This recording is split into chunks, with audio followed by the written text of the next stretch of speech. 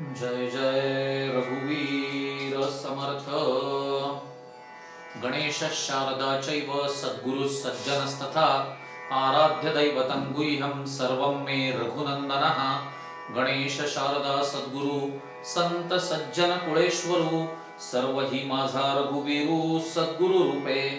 माझे आराध्य दैवत परम गुह्य गुह्यातीत गुह्यपणाची मात न चले जेथे यो जातो मरुदंशजो क्षितितले संबोधयन् सज्जनान् ग्रंथं यो रचयन् सुपुण्यजनकं श्रीदासबोधाभिधं यः कीर्त्या पठनेन सर्वविदुषां स्वान्तापहारी सदा सोऽयं मुक्तिकरक्षितौ विजयते श्रीरामदासो गुरुः।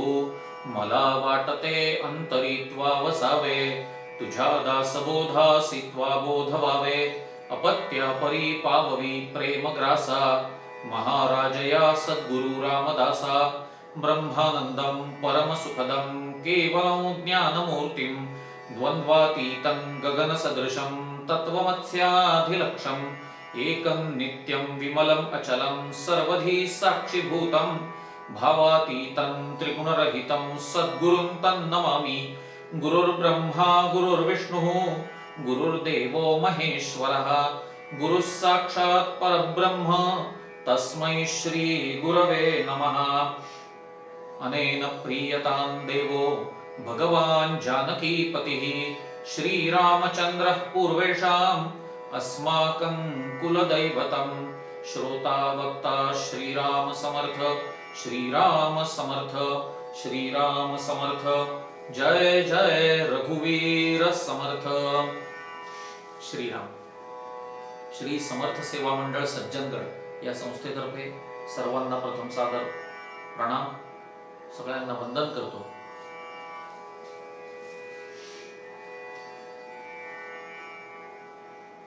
एक राजा मोठा पराक्रमी आपलं राज्य विस्तार वाढवण्यासाठी सतत आपल्या सैनिकांना घेऊन पुढे पुढे पुढे पुढे सरकायचा पराक्रमी होता। पण एक वेळ अशी येते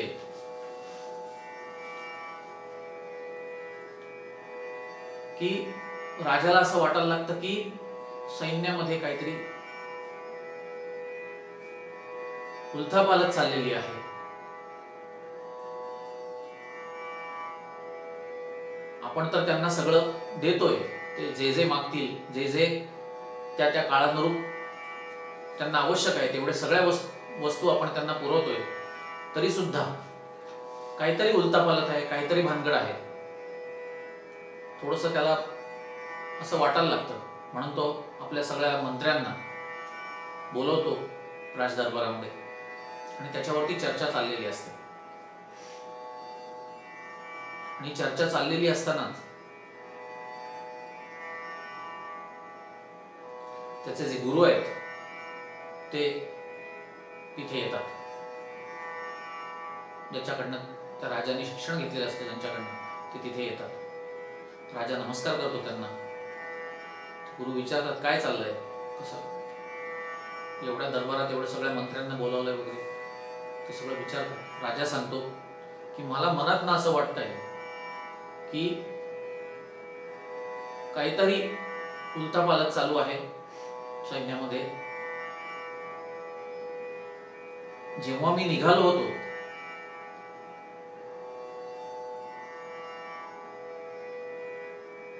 माझा राज्य विस्तार करण्यासाठी, तेव्हाची परिस्थिती आणि आत्ताची परिस्थिती याच्यामध्ये खूप फरक आहे। गुरु म्हणतात ठीक आहे, पण आता मी आलोय, मला तू बोललास, मला सांगितलंस वगैरे इथपर्यंत ठीक आहे,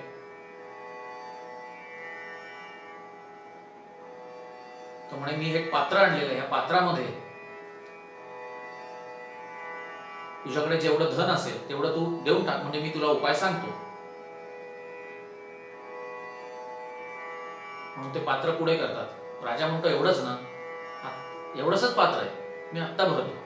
आपल्या एका सैनिकाला सांगतो राजा, आणि तो सैनिक मोठं ताट घेऊन येतो, त्या पात्रामध्ये ओततो, तरी ते पात्र रिकामच।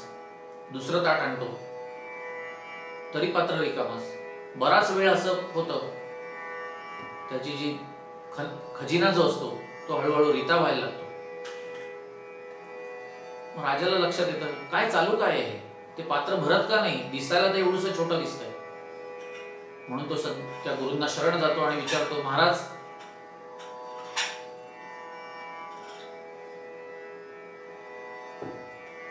मला नक्की सांगा काय प्रकार आहे हा ते.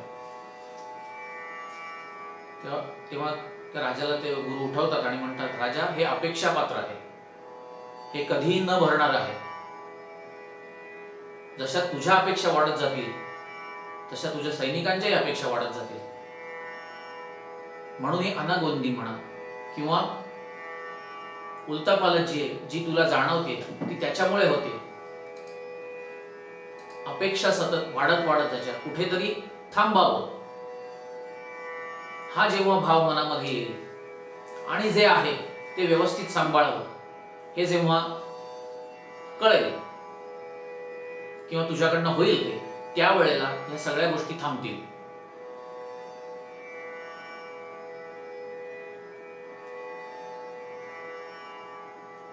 आपल्याला हे सगळं कळत असतं, पण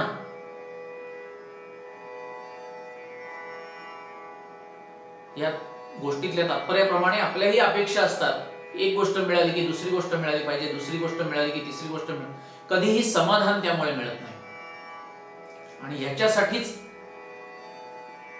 गुरु लागतात, जे आपल्याला सांगतात की कुठेतरी थांब बाळा. आजची जी ओवी आहे चिंतनासाठी घेतलेली, ती ह्याच्यावरतीच भाष्य करते. समर्थ म्हणतायत, गुरुचे वचन प्रतिपाळणे हे मुख्य परमार्थाचे लक्षण, वचनभंग करिता विलक्षण सहजेची झाले.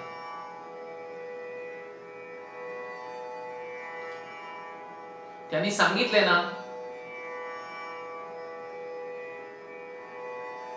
तेवढ्यावरती आपण समाधान मानलं पाहिजे. त्याच्या पुढे पुढे जर आपण आपल्या अपेक्षा वाढवत गेल्या,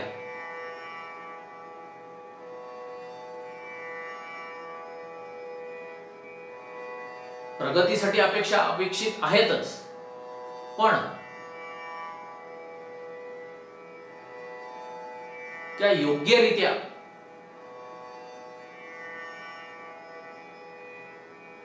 आपल्याला मिळवता आल्या पाहिजेत, पूर्ण करता आल्या पाहिजेत. त्याच्यासाठी जर आपण पळवाट काढून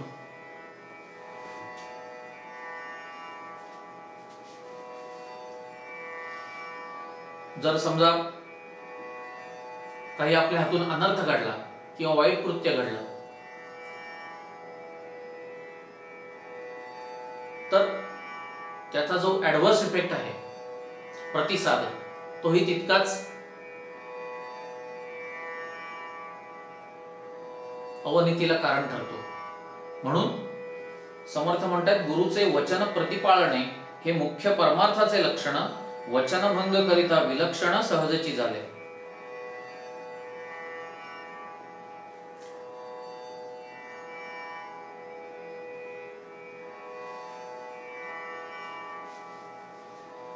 जेव्हा आपण आपलं कार्य करीत असतो त्यावेळेला आपल्याला सतत वाटत असतं की आपण काहीतरी अजून करावं, काहीतरी अजून करावं, काहीतरी अजून आपल्याला हवंय, काहीतरी अजून आपल्याला हवंय.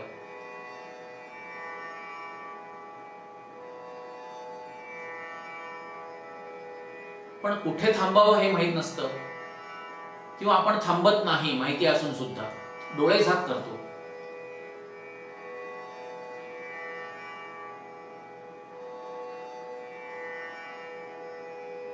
त्यामुळे तो शब्द फक्त आपण लक्षात ठेवतो, पण त्याचा अर्थ महत्वाचा आहे. तो अर्थाकडे आपण डोळे झाक केल्यामुळे त्यातलं गांभीर्य आपल्याला कळत नाही. असं बऱ्याच वेळेला आपल्याकडनं होतं. समर्थ एका ठिकाणी म्हणतात, शब्दाकरिता कळे अर्थ, अर्थ पाहता शब्द व्यर्थ, शब्द सांगे यथार्थ परी आपण मिथ्या.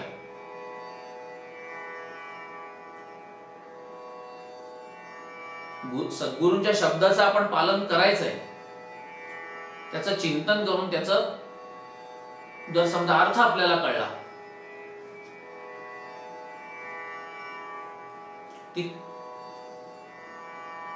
तिथपर्यंत आपल्याला विचार करायचा आहे. आणि एकदा अर्थ कळला की मग तो शब्द महत्वाचा नाहीये, तो अर्थ महत्वाचा आहे. आणि तो अर्थ आपल्याला सांगत असतो की आपण काय करायचंय. शब्द सांगे यथार्थ परी आपण मिथ्या. म्हणजे त्या शब्दातला अर्थ एकदा कळला की तो शब्द मिथ्या. शब्दाचा काय उपयोग आहे, कारण मला अर्थ कळलाय त्यातला.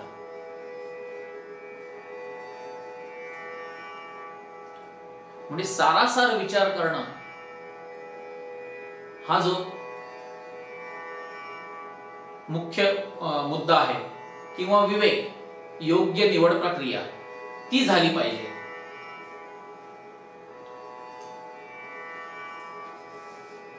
आणि ह्याच्यासाठीच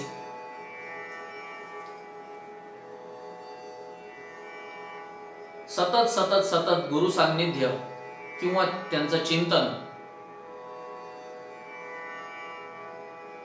आपण हे बरोबर करतोय ना, पुढे जातोय, कुठे थांबायचंय, ह्या सगळ्या गोष्टी आपल्याला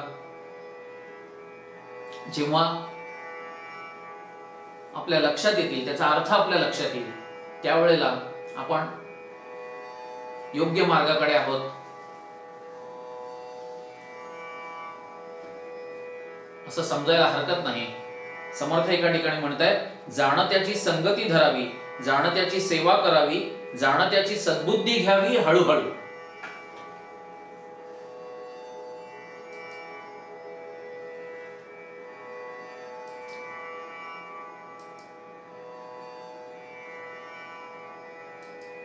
आदरणीय शेंबेकर बुवांनी एक छोटासा दृष्टांत दिला होता, तो आता मला आठवला. मामासाहेब दांडेकर म्हणून वारकरी पंथातले एक मोठे अध्वरी, त्यांच्याकडे एक व्यक्ती येते. त्यांना सांगते की मला ज्ञानेश्वरी मला वाचायची, पण मला ती भीती वाटते.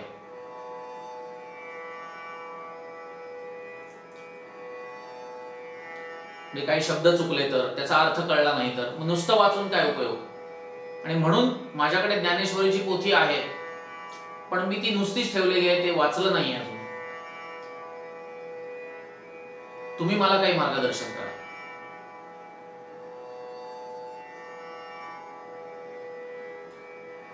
तो मामांनी सांगितलं की तू सुरुवात तर कर. तुझ्याकडे पेन्सिल आहे ना, ती पेन्सिल हातात घ्यायची. तुला ज्या ज्या शब्दाचा अर्थ कळणार नाही, त्या शब्दाच्या खाली त्या पेन्सिलीने रेघ मारायची. आणि तुझी वाचून झाली ज्ञानेश्वरी की तू ये माझ्याकडे.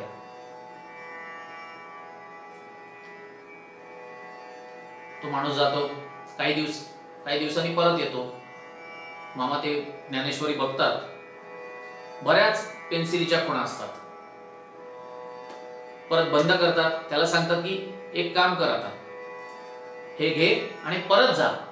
आणि परत आता काय करायचं, परत वाचायची आणि जो जो अर्थ कळेल त्या शब्दाखाली तू रेष मारलेली आहेस, पण त्याचा तुला जर अर्थ कळला वाचताना तर ते खोडायचं. म्हणजे त्याचा अर्थ कळलाय आणि हे असं कर. आणि मग तुला जेवढं कळेल तेवढ्या ते ज्ञानेश्वरी घेऊन परत ये माझ्याकडे. मग तुला जे कळणार नाही त्याचा अर्थ मी तुला सांगतो. तू परत जातो, परत वाचतो. काही दिवसांनी परत येतो मामांकडे. ते बघतात काही गुणा त्यांनी खोडलेले असतात. परत बंद करतात ज्ञानेश्वरी. परत सांगतात, अरे बरचसं तुला कळलं याच्यातलं, आता परत जा, परत वाच. आणि जे जे तुला कळणार नाही ते तसंच ठेव, आणि जे कळेल ते अजून परत खोडून टाक. ते शब्दांचे अर्थ, शब्द म्हणजे ती जी रेष मारलेली आहे ती खोडून टाक. तसं होतं. परत काही दिवसांनी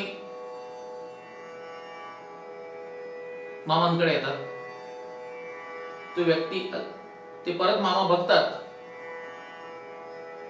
आता काही थोड्या शब्दांवरती, शब्दांच्या खाली ती रेष फक्त राहिलेली असते. बाकीचं बरंचसं जे आहे ते त्या माणसाला कळलेलं असतं. परत सांगतात, हे आता बंद कर, हे मी बंद करतो ही पोथी, तू परत घरी जा, परत वाच आणि मग माझ्याकडे ये. असं करत करत करत 7 ते 8 वेळेला मामा त्याला परत परत वाचायला लावतात. आणि एक वेळ अशी येते की त्या ज्ञानेश्वरीच्या शब्दाखाली कुठलीही रेघ नसते. समर्थ दासबोध ग्रंथाच्या शेवटी म्हणतायत, विवरता विशेषा विशेष कळू लागले.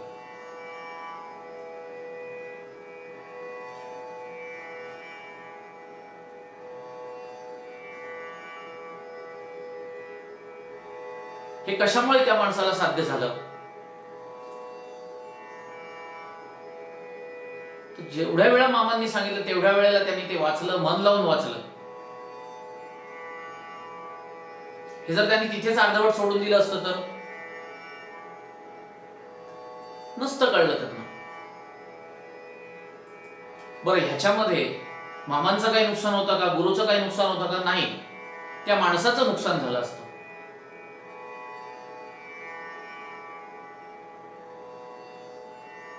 भगवंतांनी अर्जुनाला सांगितलेली जी की भगवद्गीता जी आहे, त्या 700 श्लोकांचं 9000 ओव्यांमध्ये रूपांतर अत्यंत सुलभ शब्दात महाराजांनी, माऊलींनी करून ठेवलेलं आहे.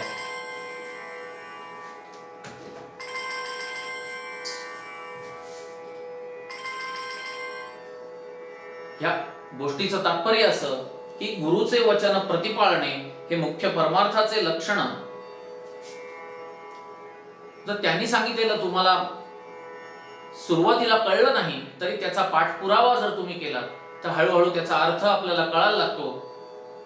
आणि मग जो परमार्थ जो आहे, जो जीवनाचा अर्थ जो आहे तो आपल्याला कळतो.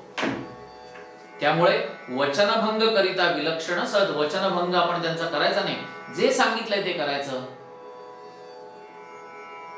त्याच्यात इतर अपेक्षा आपण ठेवायच्या नाहीत. जेवढं सांगितलंय तेवढंच करायचं.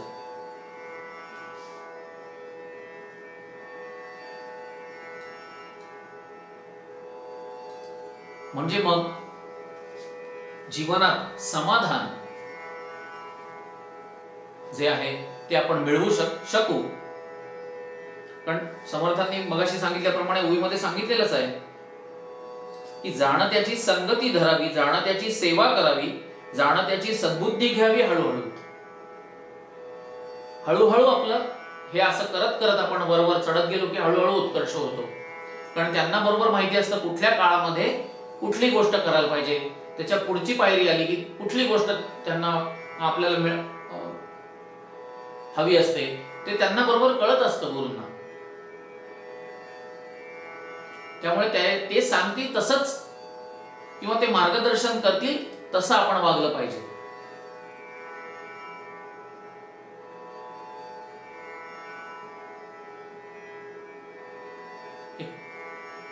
फक्त त्यांच्याकडे काय मागायचं की तुमचा कृपा आशीर्वाद आमच्यावरती सतत राहू दे. एक छोटीशी रचना आणि आजचं चिंतन इथे थांबूया.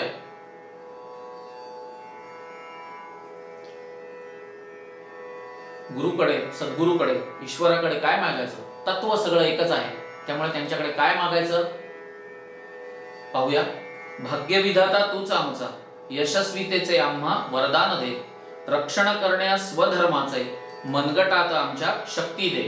तीव्र वेदना नित आपत्तींच्या सहन करण्यास सहन शक्ती दे. यक्ष प्रश्न उद्भवले जीवनी, दुःख पचविण्यास तव बलबुद्धी दे. स्वत्व जपण्यास स्वाभिमानाचे आत्मकेंद्रित आत्मशक्ती दे. तंटे घडविती स्वार्थासाठी त्यांचा निपात करण्याचे सामर्थ्य दे.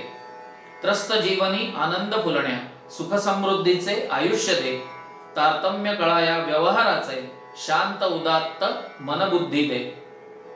दिवा स्वप्न नको अहंकारी, सदिच्छेस्तव युक्ती दे.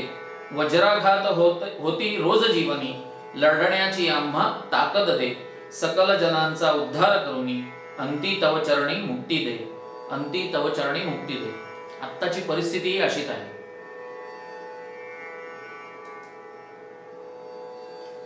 संत आपल्याला सांगतात, आपण त्याच्याकडे दुर्लक्ष करतो. हे मी बऱ्याच वेळेला वाक्य वापरलंय. आता अजून एक संकट आपल्या देशावरती येऊ घातलंय.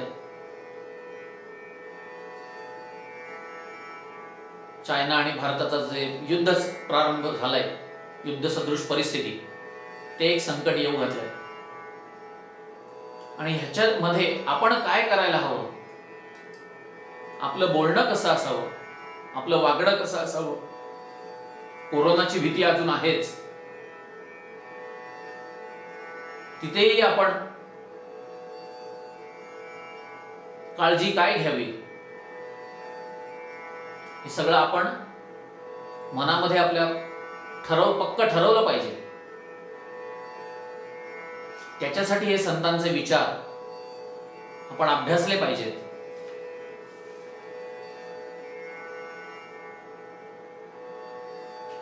असतो समर्थांची ओवी आहे 6व्या दशकातल्या 7व्या समासातली 10वी ओवी. गुरुचे वचन प्रतिपाळणे हे मुख्य परमार्थाचे लक्षण, वचनभंग करिता विलक्षण सहजची झाले. समर्थ म्हणतायत एका ठिकाणी, प्रपंची जो सावधान तो परमार्थ करील जाणं. म्हणजे हे फक्त परमार्थासाठी म्हणतायत संत महंत असं नाही, आपल्या प्रपंचातही त्याचा आपल्याला उपयोग करता आला पाहिजे. थांबूया इथेच. राम मी तव दास दास म्हणवी, माते कशाचे भय. रामा जाईन ज्या स्थळी सुख घना, होईल तेथे जय. रामा या भुवनत्रयी तुझ विण नसे दुजा तारक. रामा तू सकलार्थ पूर्ण करिसी, तू तात मी बालक. जय जय रघुवीर समर्थ.